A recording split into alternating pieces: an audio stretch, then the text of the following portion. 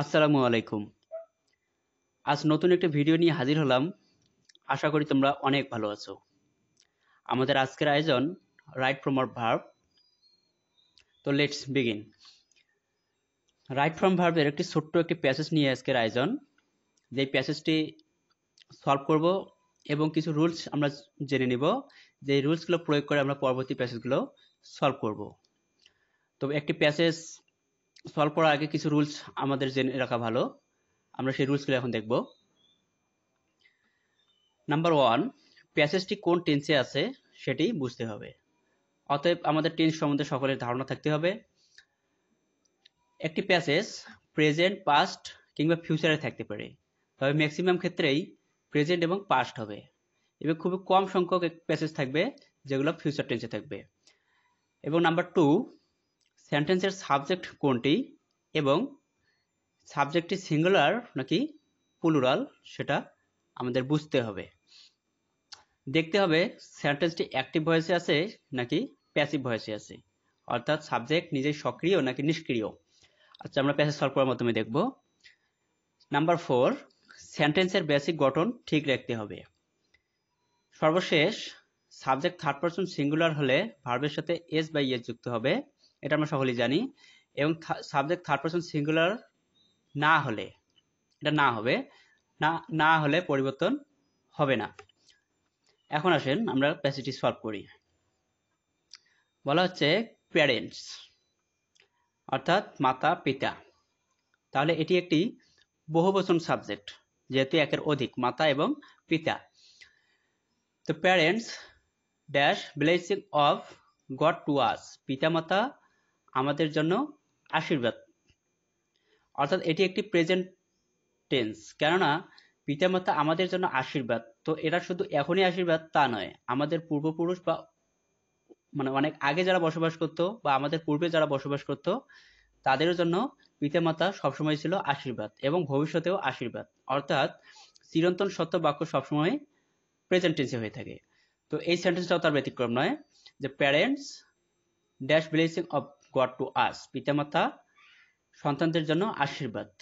তো আমরা জানি যে সাবজেক্ট বহুবচন হলে ভার্ব বহুবচন হয়, অর্থাৎ এই বি এর পরিবর্তে 5টি ভার্ব হবে, এম ইজ আর এবং ওয়াজ ওয়ার। এম ইজ আর সাধারণত প্রেজেন্টের ক্ষেত্রে ব্যবহার হয়, ওয়াজ এবং ওয়ার ব্যবহার হবে পাস্টের ক্ষেত্রে। তো যেহেতু প্রেজেন্ট এবং সাবজেক্ট বহুবচন, অর্থাৎ ভার্বটাকে আমাদের নিতে হবে বহুবচন একটি ভার্ব। তো আর হচ্ছে আমাদের প্রেজেন্টের বহুবচন ভার্ব, অর্থাৎ এখানে হবে আর। আচ্ছা, সেকেন্ড সেন্টেন্সে বলা হচ্ছে হোয়েন এ চাইল্ড বিয়ার, যখনই একটি শিশু জন্মগ্রহণ করেন। এই সেন্টেন্সটি একটু লক্ষ্য করলে বোঝা যায়, এই সেন্টেন্সে হোয়েন হচ্ছে একটি কনজাংশন আর এ চাইল্ড হচ্ছে সাবজেক্ট। তো এ চাইল্ড বিয়ার, অর্থাৎ বিয়ারটা হচ্ছে ভার্বের প্রেজেন্ট ফর্ম। যখনই একটি শিশু জন্মগ্রহণ করে, আসলে শিশু কি নিজে জন্মগ্রহণ করে নাকি জন্মদান করাতে হয়?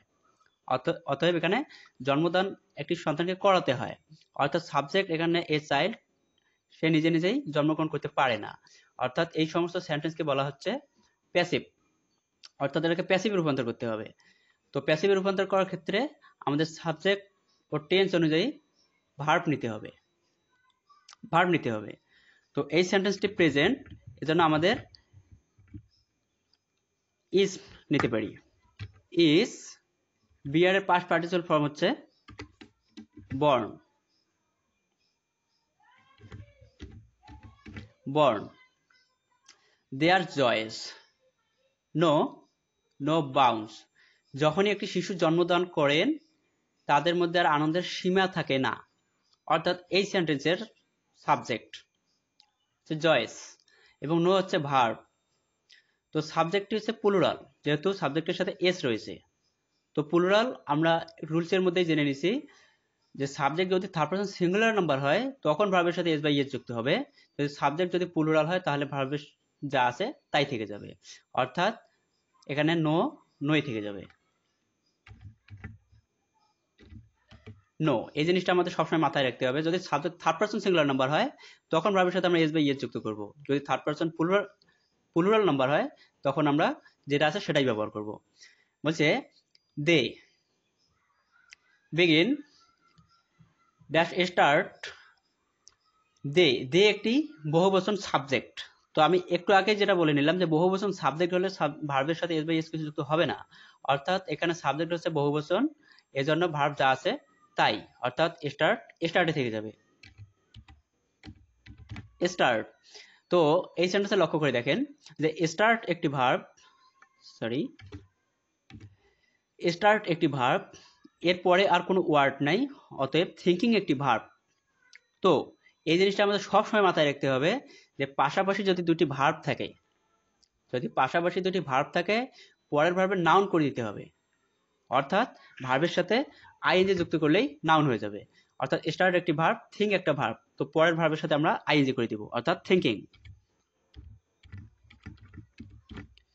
থিঙ্কিং। এরপরে দেখেন আরেকটি প্রিপোজিশন রয়েছে, অর্থাৎ প্রিপোজিশন টু ব্যতীত, প্রিপোজিশন টু ব্যতীত যে সমস্ত প্রিপোজিশন আছে তারপরে আমরা ওই সমস্ত ভার্বের আইএনজি করে দিব, অর্থাৎ প্রিপোজিশন অফ এর পরে আছে নার্স ভার্ব, সেই ভার্বের সাথে আমরা আইএনজি যুক্ত করব, অর্থাৎ নার্সিং,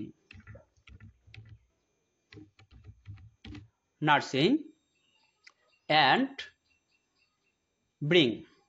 অর্থাৎ অ্যান্ড একটি, আমরা যেন সকলে জানি যে অ্যান্ড একটি কনজাংশন। তো অ্যান্ড অর বাট এ সমস্ত যে কনজাংশনগুলো আছে, প্রত্যেকটি কনজাংশনের আগের ওয়ার্ডে আমরা যা ব্যবহার করেছি, যেমন নার্সের সাথে আইএনজি করেছি, তাহলে ব্রিং এর সাথে আইএনজি করব। অর্থাৎ নার্সের যদি আমরা পাস্ট পার্টিসিপাল ফর্ম বসাতাম, তো পরে ব্রিং এর পাস্ট পার্টিসিপাল ফর্মে বসাতাম, অর্থাৎ আগের সাথে যা হবে ঠিক পরেরটার সাথেও তাই হবে। অর্থাৎ নার্সিং এর, নার্সের সাথে আইএনজি হয়েছে নার্সিং, এই জন্য আমাদের ব্রিং এর সাথে ব্রিঙ্গিং যুক্ত হবে।